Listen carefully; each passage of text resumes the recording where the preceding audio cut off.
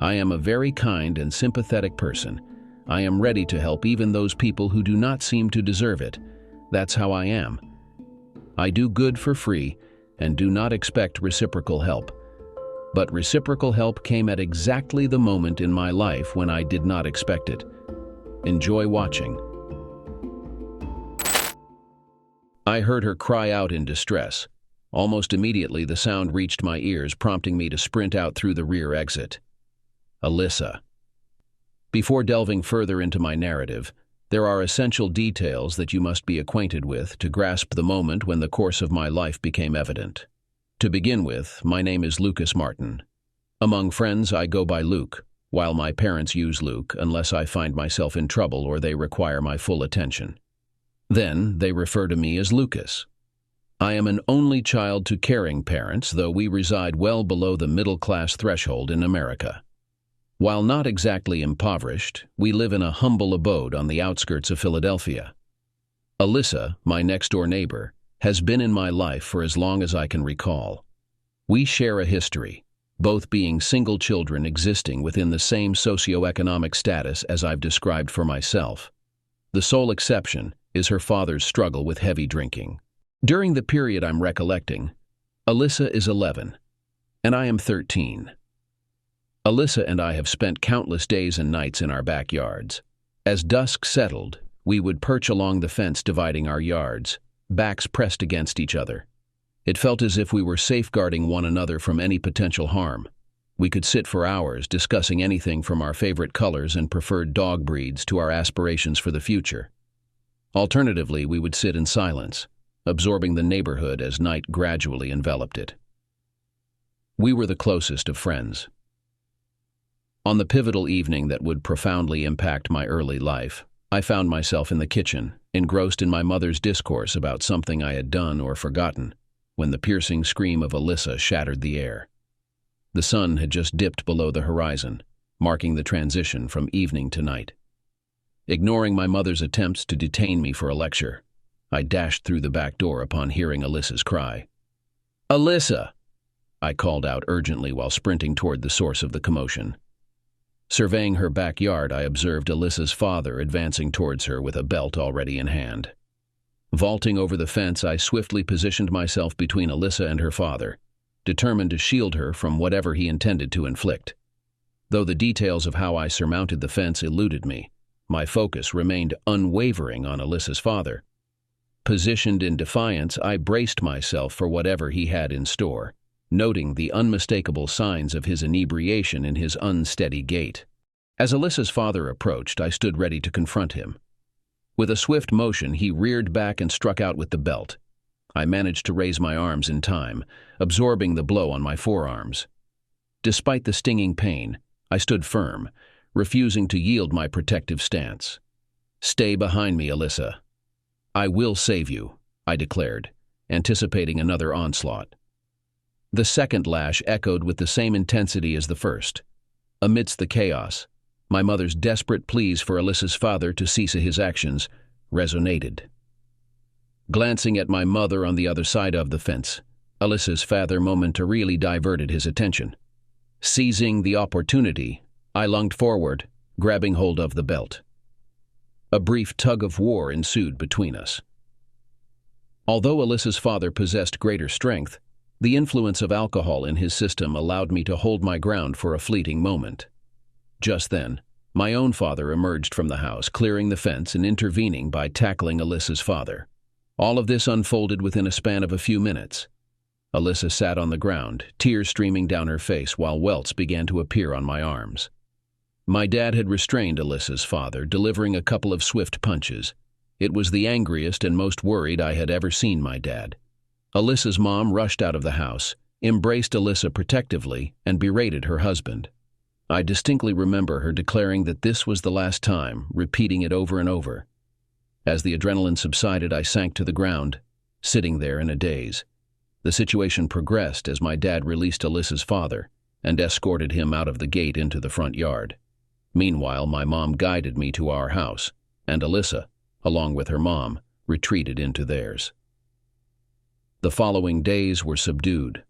One morning, I noticed a truck in their driveway, and Alyssa's mom packed boxes into the back. I signaled Alyssa to meet me in the backyard. "What's happening? Are you moving?" "Yeah, we're moving to Michigan to stay with my aunt. Mom is furious with my dad and believes it's best if we leave." "Michigan? So I won't get to see you again?" "I don't know, Luke. I don't want to go, but my mom doesn't want my dad to repeat this." And that was the general course of events for the next day or so. Alyssa packing to leave and me grappling with the prospect of losing my best friend. The words I shouted at Alyssa's father during our confrontation have echoed in my mind throughout the years, becoming my personal mantra. The promise, "I will save you," served as my inspiration to excel in all aspects of life, driven by the belief that Alyssa would someday need rescuing, and it was my duty to fulfill that obligation.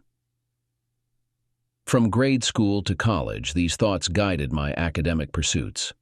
Although I had an affinity for numbers and excelled in mathematics, it wasn't until a high school accounting class that I discovered my true passion. Numbers took on a new significance in accounting, sparking a passion that eventually became my college major. Upon graduating, I swiftly joined a prominent accounting firm, where my career took an unexpected turn. Assigned to support a newly established private equity firm, MKT, I delved into their financial records, quickly grasping the intricacies of their operations. Specializing in acquisitions, MKT recognized my ability to analyze merger results and their impact on the bottom line. Subsequently, they recruited me away from the accounting firm to lead one of their acquisition teams. Progressing through the ranks, I eventually assumed the roles of CFO and then CEO, achieving this career trajectory in a surprisingly short time. My knack for swiftly assessing the financial viability of potential acquisitions played a pivotal role in the company's success. As profits soared, I ascended to the CEO position, succeeding the previous older CEO who supported my advancement through his stock options. While I maintain regular interactions with him, this aspect is not crucial to the narrative. Shortly after joining MKT, I crossed paths with my now wife, Megan. Our relationship evolved over a few years, and we eventually tied the knot shortly after I assumed the role of CFO. Megan, an attractive blonde with alluring curves, stands at 5'5" and weighs around 125 pounds. Possessing perfect C-cup breasts with highly sensitive nipples, I find great pleasure in indulging in their allure, which always seems to drive Megan wild. Although our initial intimacy was vibrant, it has gradually tapered off as we've aged during our 7 years together, 4 of which we've been married. While children are on the horizon, we have yet to start a family. As my professional success grew, Megan shifted her focus towards volunteering with charities and engaging in various social endeavors. Her active involvement has not only elevated our standing within the community, but also led us to frequent attendance at numerous evening charity events. Walking into these gatherings with Megan on my arm is a source of pride. She effortlessly compliments her little black dress, catching the attention of several gentlemen in the room. Around 6 months ago, I enlisted the services of a firm to locate Alyssa. After relocating to Michigan, I lost touch with her. During high school and college, financial constraints prevented me from actively searching, and the absence of social media further complicated the task. Realizing the need for professional help, I engaged a firm with the necessary resources to trace Alyssa in Michigan. Although the process took longer than expected, the firm eventually provided me with a comprehensive dossier containing all the information I had requested. I quickly skimmed through the information and discovered that Alyssa had relocated to Youngstown, Ohio, following her marriage to a man named Gabe Collier. Alyssa had been married for a little over 2 years and had a 1-year-old daughter named Alyssa. The report didn't mention whether Alyssa had a job, but Gabe worked as a mechanic at a small garage in the Youngstown area. It appeared that they had recently moved to the area around the time Alyssa was born. As Gabe had been at his job for just over a year, the house they lived in was a rental and didn't seem to be in the best part of town. Judging by what I observed, it seemed like they might be facing some financial constraints. After thoroughly reviewing the report a couple of times, I decided that a road trip was in order. The drive to Youngstown was approximately 6 hours, so I planned to go on Friday and return on Sunday. I informed Megan that I would be out of town for the weekend, She didn't seem too concerned, but I thought I detected a hint of a smile that was quickly suppressed. I stored that observation away for later consideration. On Friday, I rose early, packed a bag, loaded it into my Maserati Quattroporte, and set off for Ohio. I enjoyed driving this car, but had never taken it on such a long journey before. It seemed like the perfect opportunity to test its performance. I arrived in Youngstown in just under 5.5 hours. The car handled the drive exceptionally well. With the music playing, the miles passed by quickly. I was excited to reconnect with Alyssa, and it looked like today would be the day I could reunite with my childhood friend. I arrived in Alyssa's neighborhood and drove towards her house. Parking along the street, I observed that the house was not in great condition. The fence needed repair, and the lawn had not been mowed for quite some time, featuring mostly weeds with a bit of grass that also needed watering. In the yard, I noticed a few toys, but there was no car in the driveway. The place appeared almost abandoned, with no lights on or signs of movement inside. Approaching the front door, I knocked. My heart sank when the person who answered did not match my expectations of Alyssa's current appearance. She was exceptionally thin, bordering on unhealthy, her unwashed hair and worn thin clothes painting a disheartening picture.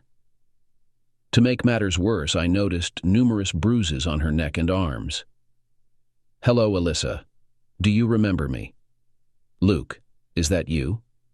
"Yes. How have you been? I lost track of you after you moved to Michigan, but I managed to find you through public records and a bit of detective work." "Oh my gosh, I must look like a mess. I haven't cleaned up this morning and was getting ready to feed Aaliyah. Aaliyah is my daughter. She is just over a year old and is the joy of my life." "It's wonderful to see you, but would you prefer if I returned a bit later?" "I don't want to intrude. I was so thrilled to locate you that I didn't consider how my arrival might be an interruption. How about I come back later this afternoon and treat you and your family to dinner tonight?" "My treat." I need to book a hotel room anyway, since I planned on staying in the area for a couple of days. What do you think? I'm not sure my husband would be keen on going out to dinner. He values his privacy, and we don't dine out often. I'd love to meet him and your daughter, but I don't want to impose. I handed her my business card. "Why don't you give me a call when you think it's best for me to visit? My cell number is on the card. You decide the time and place, and I'll be there." I usually take Aaliyah to the park in the afternoons. How about meeting me there around 1:30? We take a stroll for about an hour, and then she usually naps in the afternoon. "That sounds perfect. I'll meet you at the park." I gave Alyssa a quick hug. "It's great to see you, Alyssa. I'm looking forward to catching up with you this afternoon." As I left, I couldn't help but feel that my life had taken a better turn than Alyssa's. I vowed not to judge her situation until I had more information, but I already had a sense that she might need my assistance. I located a few hotels and found one not too far from Alyssa's house, but in a slightly better neighborhood. After checking in, I found a diner to grab a quick bite and noticed they had a variety of cookies. Intrigued, I ordered half a dozen to go. Glancing at my watch, it was nearly 1:30. I settled the bill and drove to the park Alyssa mentioned for their gathering. Pulling up, I spotted Alyssa pushing a stroller on the sidewalk.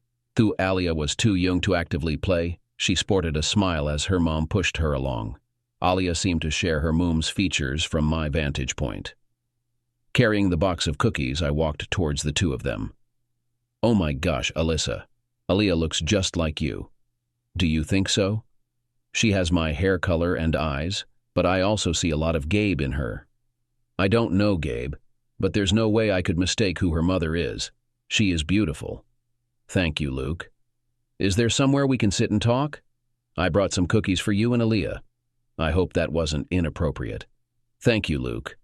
Just like old times, looking out for me." "The cookies are great. Hopefully there's a sugar cookie in there for Aaliyah. That's her favorite." "There is, and I made sure there was an oatmeal raisin as well. If I remember correctly, that was your favorite growing up.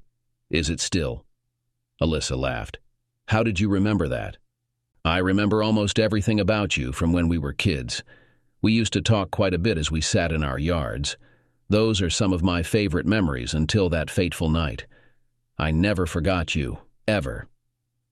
Looks like you've done pretty well for yourself. Your card says CEO, and you're driving quite a remarkable car. I've done okay for myself. I've been married to my wife, Megan, for just over 4 years now. No kids yet, but hopefully soon. I'm the CEO of a private equity firm that acquires other companies and merges them into our operations. Life has been pretty good. No complaints on my side. How about you? Not much to tell. After moving to Michigan, I graduated from high school and started dating Gabe. We got married 2 years ago and had Aaliyah. She's now just over a year old. We moved to Youngstown around the same time as Aaliyah's birth. Gabe works as a mechanic in a garage owned by one of his high school buddies. There isn't much else to tell. We chatted for the next few minutes, and I suggested taking them out to dinner again. Alyssa politely declined, but we agreed to meet at the same spot tomorrow morning since Gabe would be at work, as the garage operated on weekends. Since Alyssa had walked to the park, I offered her a ride. However, lacking a car seat, she graciously declined, giving me a quick hug before pushing the stroller back to her house. Later at the hotel, I grabbed a quick meal at the restaurant and checked my work emails. I had been waiting for a report from my CFO, Jeremy King, on our latest quarter's earnings, but it was delayed once again, marking the 3rd consecutive time. Frustrated, I texted Jeremy to inquire about the delay. With no immediate response, I finished reviewing other items, closed my email, and made a note to discuss a formal warning with HR regarding Jeremy's recurring tardiness. Despite the early morning visit with Alyssa, sleep came easily. The next day, I woke up early for a brief workout at the gym, striving to stay in shape amidst my hectic schedule. Satisfied with my efforts, I headed to the diner from yesterday for breakfast, enjoying coffee, a light omelet, and some fruit. Before leaving, I ordered 2 cinnamon rolls to go, thinking Alyssa and Aaliyah might appreciate them during our park outing. After settling the bill, I drove to the park we had visited the day before. I glanced at my watch while waiting for Alyssa, who was more than an hour late. Anticipating her route to the park, I drove towards her house. Not spotting her on the way, I parked at her residence and approached the door. My first knock went unanswered, but on the second attempt, I heard movement inside. The door creaked open, revealing Alyssa. "Sorry, Luke, for missing our park visit. It's not a good time. Aaliyah isn't feeling well, and I don't want you to get sick. Maybe we can meet later if she feels better. I'll call you." Through the slightly opened door, I noticed another bruise on Alyssa's face. I couldn't determine if there were more, but it seemed to be the main reason for her absence. "Alyssa, what's happening? I don't want to pry, but I can see the bruise on your face. I want to help. Please, just talk to me." "Luke, please leave. I promise I'll call you later," Alyssa said, tears streaming down her cheeks. "Alyssa, let me help. I can't leave knowing you're in trouble. You know me. I can't abandon you in this situation. Please." Alyssa opened the door, revealing additional marks on her arms, probably concealed under her clothes. I embraced her, allowing her to cry. After a few minutes, Alyssa explained that Gabe had recently started abusing her over minor issues. His temper flared unexpectedly, and he had begun drinking, often returning home drunk, as happened the night before. "We need to ensure your safety and Aaliyah's safety by leaving this place. Pack your belongings, and I'll take you to my home for a while." "I can't do that, Luke. I'll talk to Gabe and sort things out. We're just going through a rough patch. He's a nice guy." Last night he saw the cookies and asked where they came from. I told him an old friend dropped by and left them for us. He accused me of cheating, which triggered him. "I didn't have a chance to explain who you were this morning before he left for work, but we'll talk when he returns tonight. It'll be okay." "Alyssa, think about Aaliyah.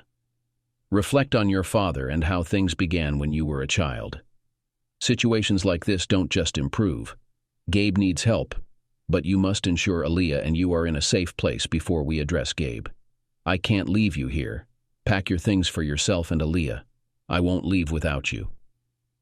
We debated this for the next 15 minutes or so before Alyssa broke down crying again and started packing for herself and Aaliyah.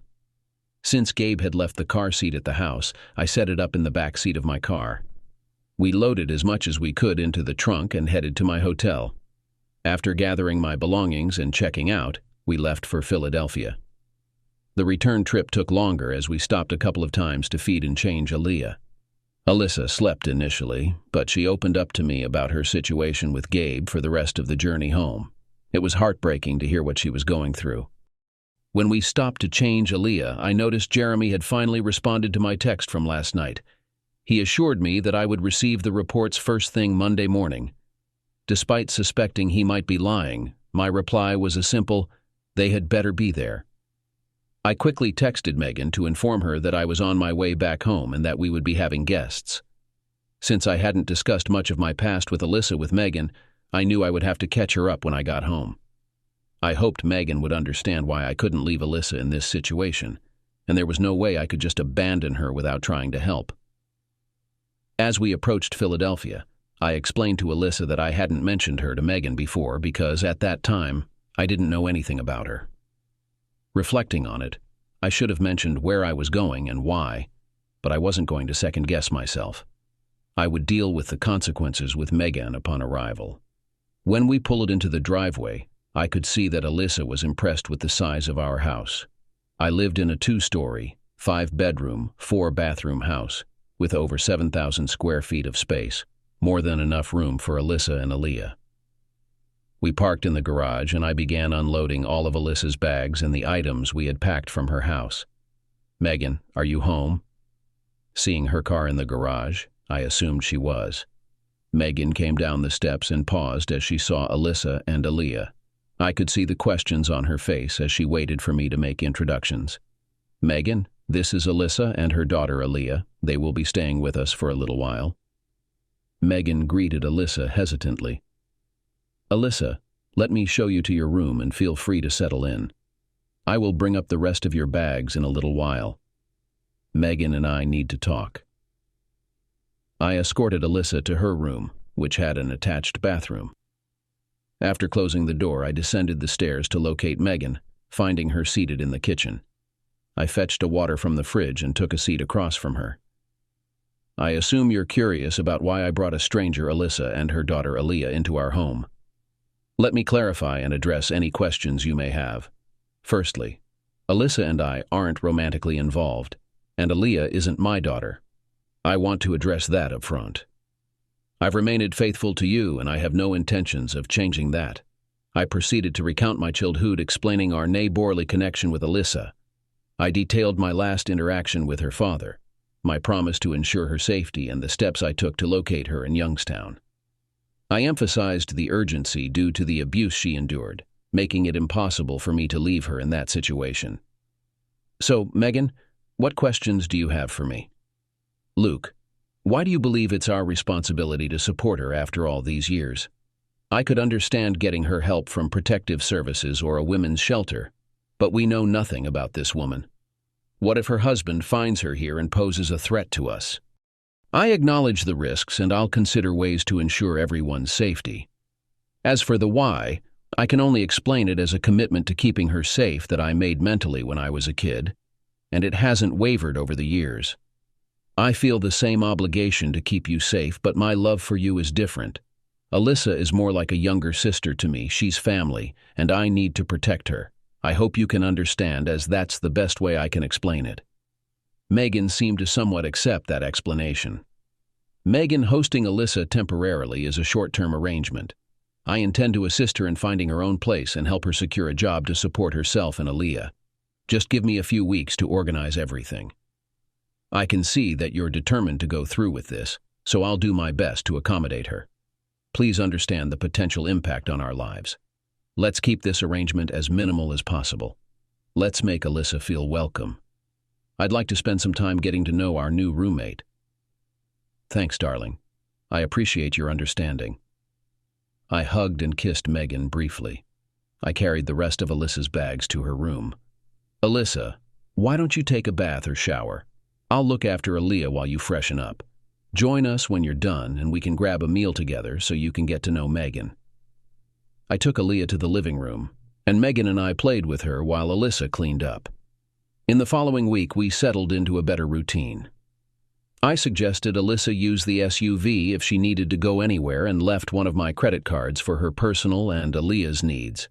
Megan accompanied her on a shopping trip for new clothes, replacing the worn-out items she had. Alyssa enjoyed cooking, so she took charge of the kitchen.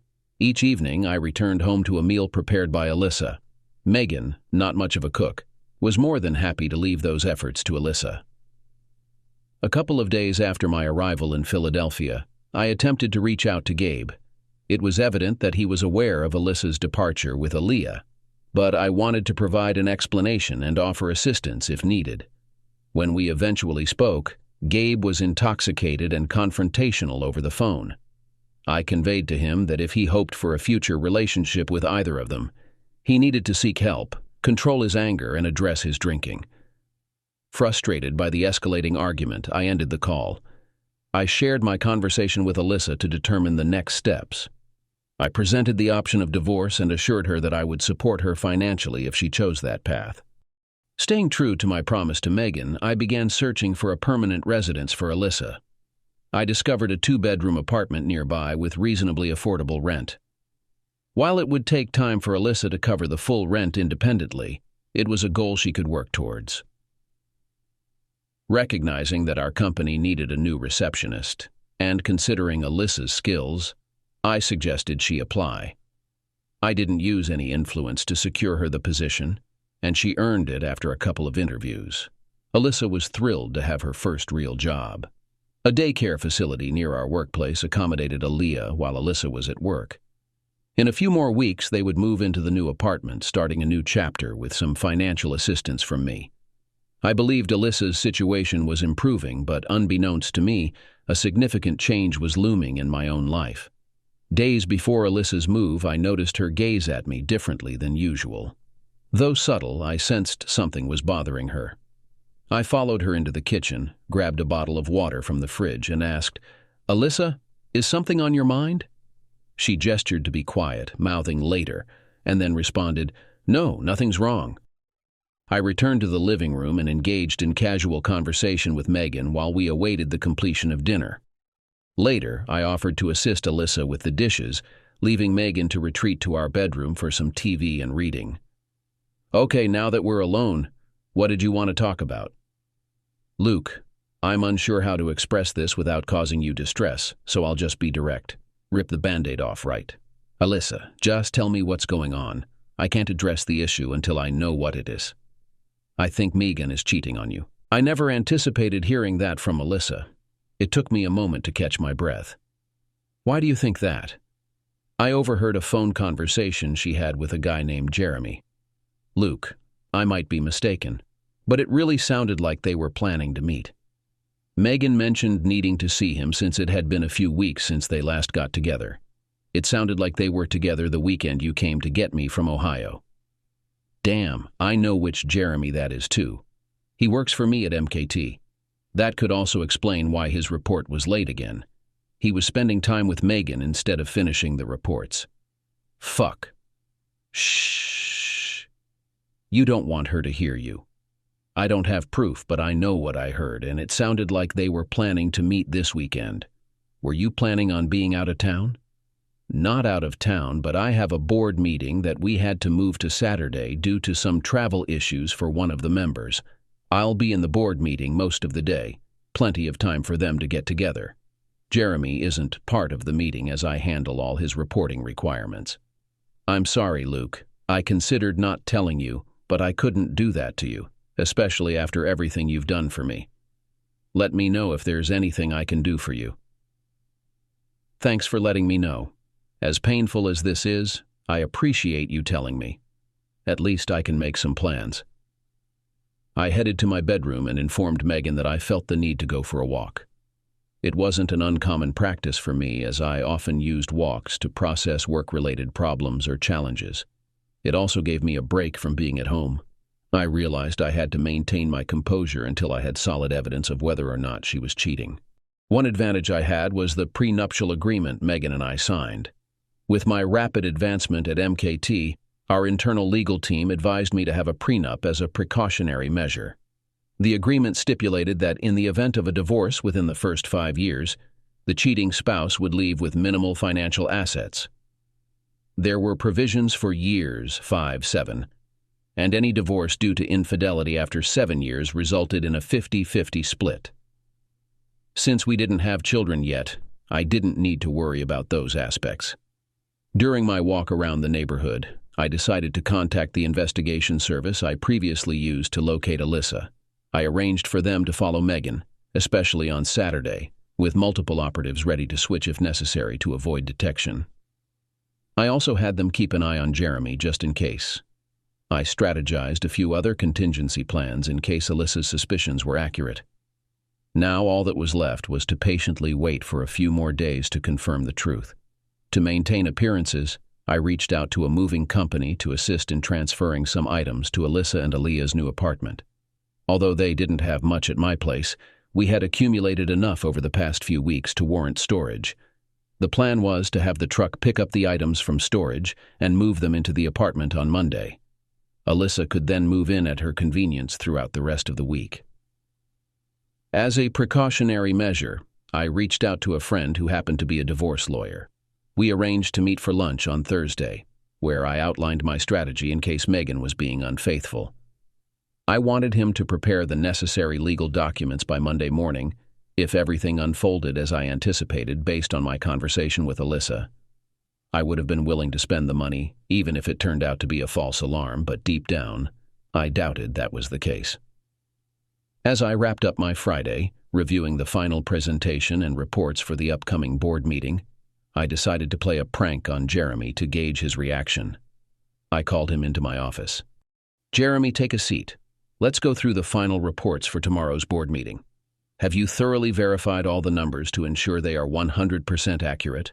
Your performance has been subpar in recent months, and I can't afford any mistakes." "They are 100% accurate. I checked them 3 times just this past week alone." "All right. Will you be available tomorrow in case I need to reach you with any questions, or would you like to join me for the financial presentation? I can get you into the meeting." Jeremy hesitated slightly at my offer. He immediately glanced down at the floor before responding. "Luke, I have plans, but I'll have my phone ready if you have any questions. The board isn't accustomed to me attending the meeting, so I wouldn't want it to cause any issues, especially at the last minute. If they were expecting me, I'd be fine with it. Adding me now might raise suspicions or suggest there are problems. Let's not create unnecessary concerns, especially given our performance this quarter. Let's keep the positive financial news as the main focus." "Good point. All right, you can skip this one, but keep your phone ready just in case. I'll make sure to cover all financial matters first thing in the morning so you don't have to wait around for my call all day." Jeremy left, and I couldn't help but smile to myself. This was all part of my plan. I wanted him and Megan to cross paths and potentially embark on their extracurricular activities, but a part of me also wanted to sabotage their plans. After the evening meal, I discreetly spoke with Alyssa and requested her to message me once Megan had left the house. Additionally, I enlisted the help of a detective service to notify me when Megan and Jeremy reached their chosen location for their activities. That night, I initiated intimacy with Megan, possibly for the final time. My intention was to refrain from any further contact with her once I confirmed her whereabouts with Jeremy. My approach in the bedroom was notably more assertive, departing from our usual tender moments. Although Megan noticed, I was indifferent in that moment. The following Saturday, I rose early and headed to the office to ensure everything was in order for my presentation. The boardroom was prepared, and the staff had diligently completed the finishing touches on all the reports. Taking my customary seat, I awaited the arrival of the board members. The meeting commenced promptly at 9 a.m. At 10:45, Alyssa informed me via text that Megan had just left the house. By 11:15, the detective service confirmed that both Jeremy and Megan had checked into a small hotel with an external entrance. They occupied room 114, which faced the parking lot. During the lunch break at 11:45, I stepped out of the boardroom and called Jeremy. After the first attempt went to voicemail, I dialed again, and Jeremy answered this time. "Luke, sorry for missing your first call. I was outside and didn't make it back in time." Although Jeremy was out of breath, it wasn't due to rushing indoors.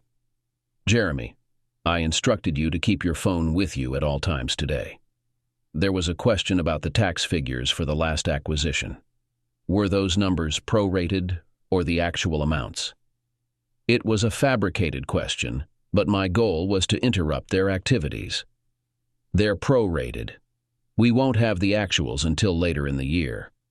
I may have overestimated a bit to avoid surprises in next quarter's reports. I'll reconcile them then. All right. Keep your phone nearby in case I need to contact you again. After ending the call, I texted the detective service to initiate the second phase. Assuming the role of the hotel manager, I instructed them to have someone knock on Megan's room door, claiming there was a reported gas leak in the building, prompting an evacuation. The service deployed a member with a long-range lens in their car to capture potential incriminating evidence during the interaction. The person knocking on the door conveyed a sense of urgency about the gas leak, and Jeremy, clad only in boxers, answered. The manager forcibly removed him from the room, and Megan, though more decently dressed, was swiftly escorted out. The private investigator's photos effectively documented the situation, providing the evidence needed for the impending divorce filing. After concluding my board meeting, I sat in my office contemplating the course of my future. The office was empty, and I found myself shedding tears for the first time since discovering Megan's true nature. I pondered how this betrayal occurred and where I had gone wrong. Struggling to identify any signs of Megan's infidelity, I realized she had ample opportunities. She didn't work. I frequently traveled for my job, and I trusted her completely. The realization left me questioning why she chose to cheat with Jeremy, whom I perceived as inferior to me in almost every aspect. I phoned my lawyer friend to kickstart the legal process on Monday. Planning to have lunch with Megan, I intended to hand her the divorce papers in person, preferring to address any potential confrontation directly rather than letting it linger. I also instructed our HR director to proceed with terminating Jeremy, while I could manage his responsibilities temporarily. There were skilled individuals who could fill the position. The CFO role for MKT was prestigious and could open doors for future opportunities, making it relatively easy to find a replacement for Jeremy. I planned to dismiss him shortly after returning from my lunch with Megan. I informed Alyssa about the situation too. I conveyed that I wouldn't be at home much over the weekend because I wanted to avoid spending more time with Megan. On a whim, I invited Alyssa to visit the office with Aaliyah. I had a crucial question to ask her that couldn't be discussed over the phone. Alyssa requested an hour, explaining that Aaliyah was still napping, and I agreed. I instructed her to text me when she was close, and I would ensure she had access to the office.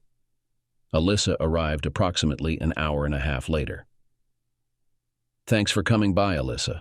Was Megan back home when you left? Yeah, she seemed a bit upset and went straight upstairs. I didn't see her before I left. I'm really sorry, Luke. I know this must be painful, but I couldn't ignore what I overheard. Alyssa, I appreciate you telling me. It took a lot of courage.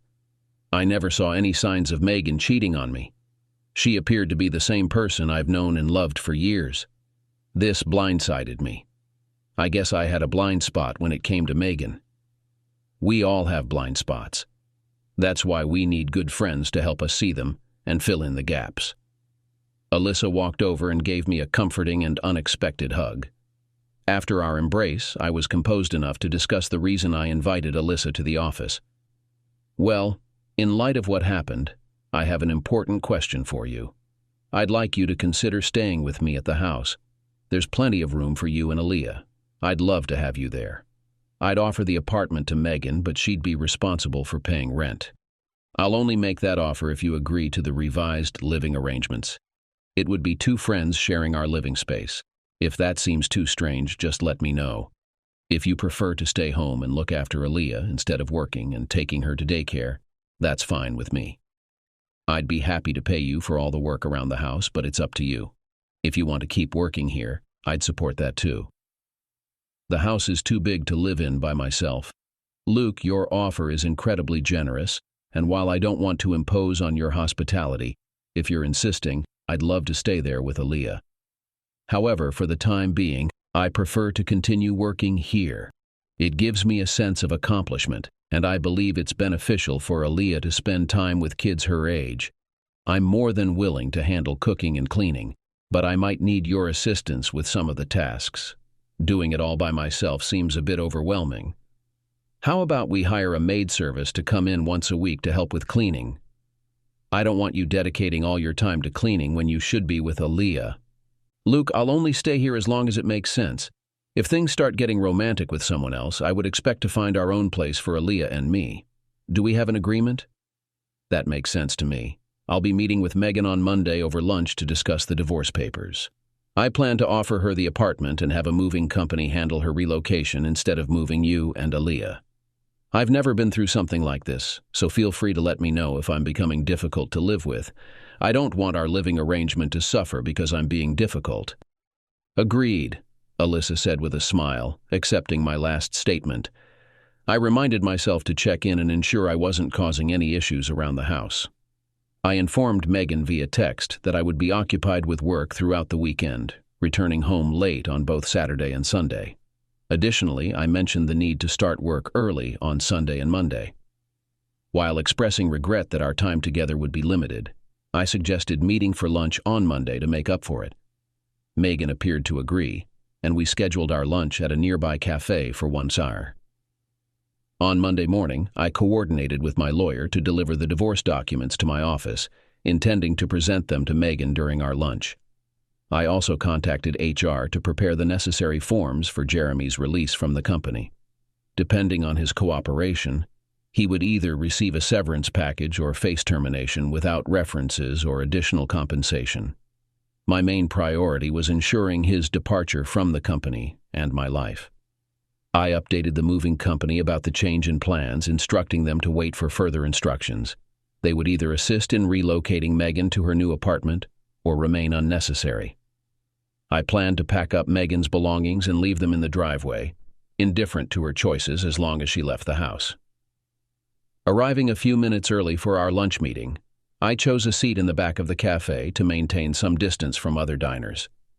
Megan arrived punctually, looking elegant in a short dress. Despite her efforts, my resentment overshadowed any appreciation for her appearance. Unlike my usual gentlemanly behavior, I refrained from standing or pulling out her chair, as I wasn't feeling particularly hospitable. Thanks for joining me for lunch, Megan. I thought it would be nice for us to connect since we haven't had much time together this weekend. It's a welcome change. I missed you this weekend. Megan, let's be straightforward. I'll strive to be civil, but we both know you've been unfaithful. I slid the divorce documents across the table. In the envelope, you'll find my divorce petition. I received photos last Saturday of you with Jeremy in a hotel room. As per our prenup, infidelity triggers specific consequences. Since we've been married for over 5 years, you'll be leaving with minimal assets, essentially just your clothes and personal belongings. I could discern the astonishment on her face as I revealed my intentions. Megan's complexion turned rosy and her ears began to redden, clear indicators of her distress. Luke, you can't do this. I love you. You have to believe me.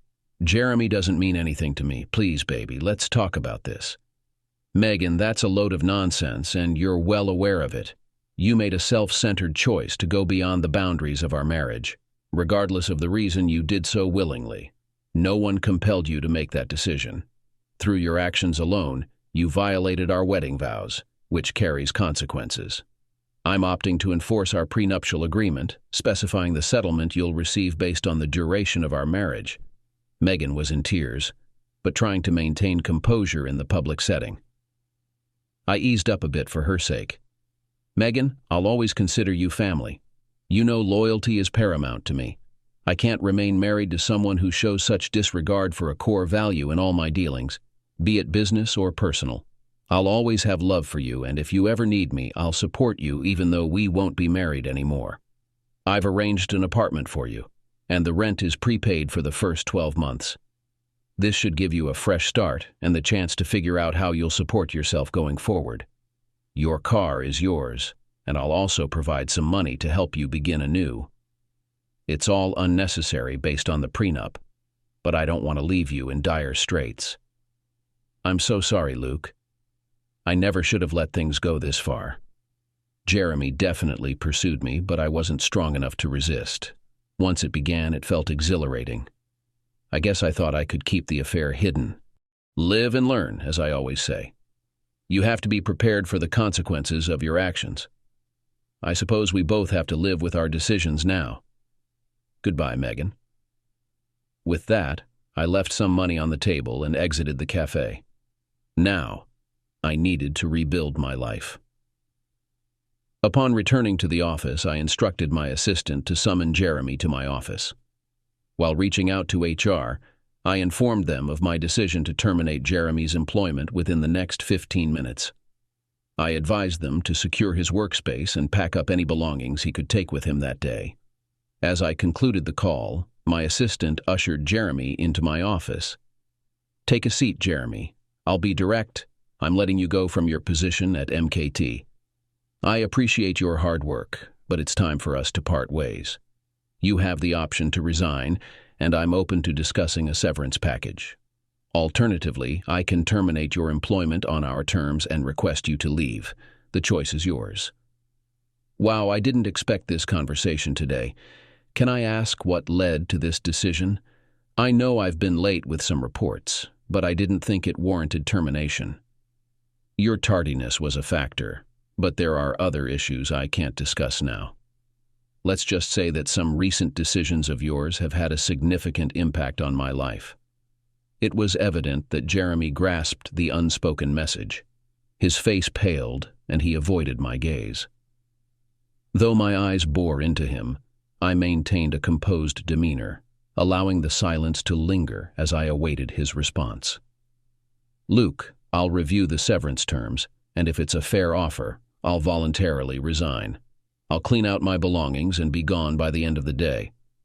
Thank you for the opportunity to work here. I wish you the best in your future endeavors." With those words, Jeremy exited my office. I couldn't honestly say I hoped to cross paths with him again. While I strive to see the best in people, watching him in my office, knowing about his intimate involvement with my wife, tested my limits. I decided to call it a day and left shortly after releasing Jeremy. All I wanted was to retreat to my home and silently mourn the demise of my marriage. Upon entering, Alyssa and Alia greeted me with warm hugs, offering silent comfort. Even Alia sensed the gravity of the moment as she joined in the embrace. The weight of it all hit me and tears started flowing. It took a few minutes to regain composure enough to break the hug. "Thanks. I really needed that today. One of the worst days I've ever had." "Anytime you need a hug, just let us girls know." Alyssa's infectious smile reassured. "Luke, I hate to burden you further, but I've decided to divorce Gabe. The longer I'm away, the less sense it makes to stay married. Can you help me with the paperwork?" "Sure, I'll check with my buddy to see if we can get a group rate." I attempted to inject humor. I crossed the room, hugging Alyssa again. "I guess we can mourn our failed marriages together. I'm sorry for you too. I'm here for you, just as you are for me. We'll get through this together." "Thanks, Luke. Your support has helped me through my situation. I have to make the best decisions for Aaliyah, and staying with Gabe doesn't make sense. I'll ask for full custody, and if he wants to see Aaliyah, it'll have to be supervised. I can't have him drinking around her, let alone risk potential abuse. I'll offer him to give up parental rights to avoid child support. If he refuses, I'm ready to fight it out in court. I'll need your financial support for that, Luke. Are you okay with that?" "Of course. I wouldn't have it any other way." And so our paths unfolded. My divorce was uneventful, thanks to the prenup. Alyssa's followed a similar course. Gabe relinquished his rights to evade child support. I kept an eye on him, witnessing his decline, with his drinking spiraling out of control. Cutting ties seemed to be the best for Alyssa and Aaliyah. Our lives settled into routine for the next couple of months. Alyssa excelled at work.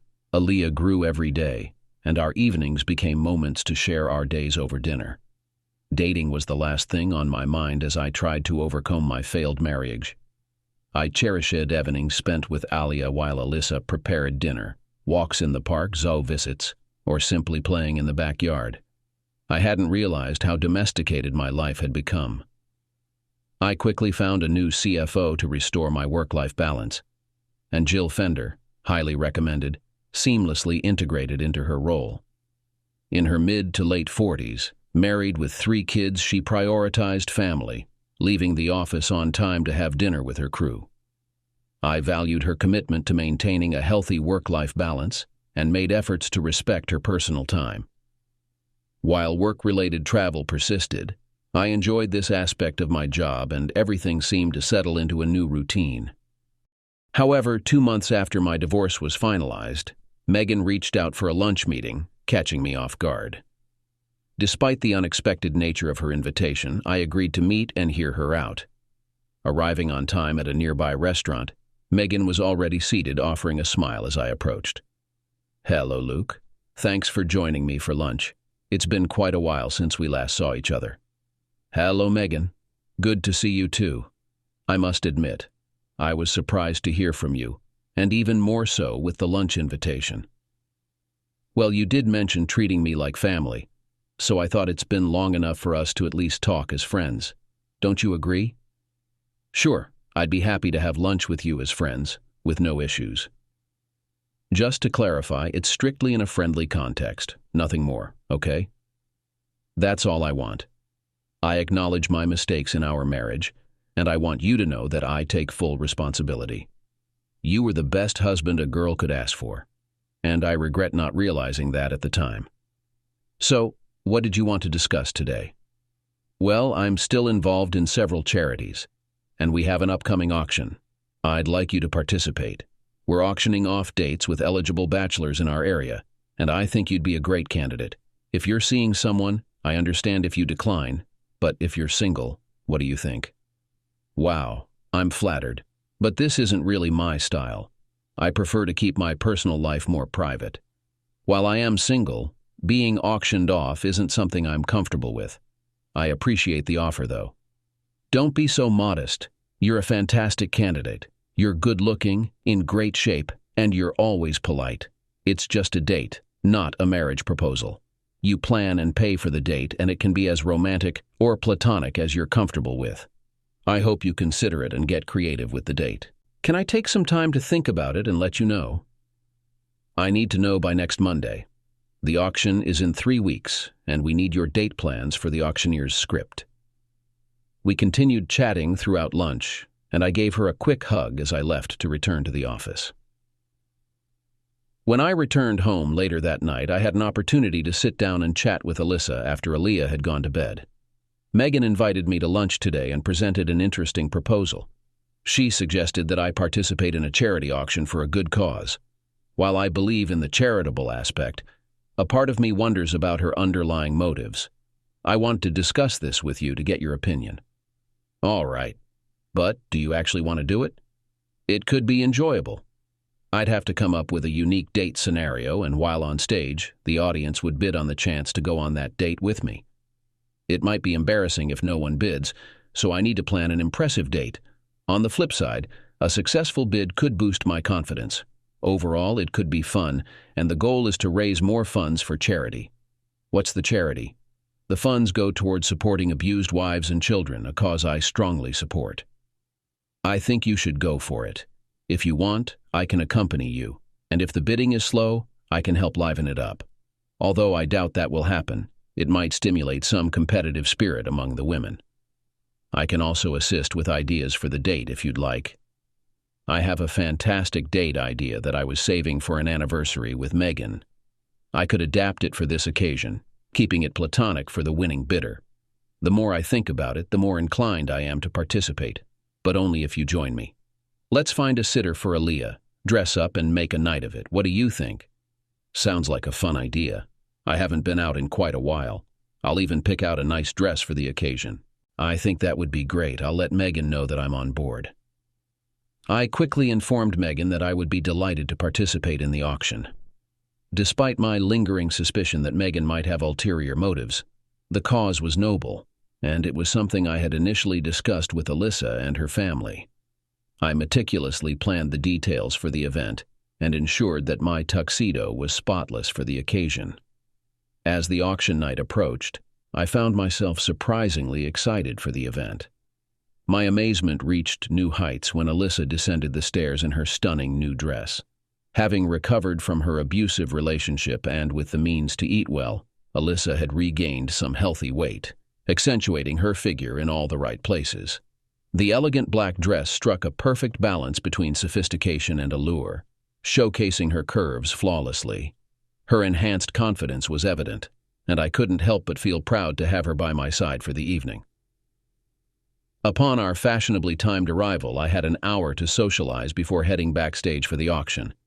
Megan greeted me, appearing somewhat taken aback by Alyssa's presence, but quickly masked it with a smile.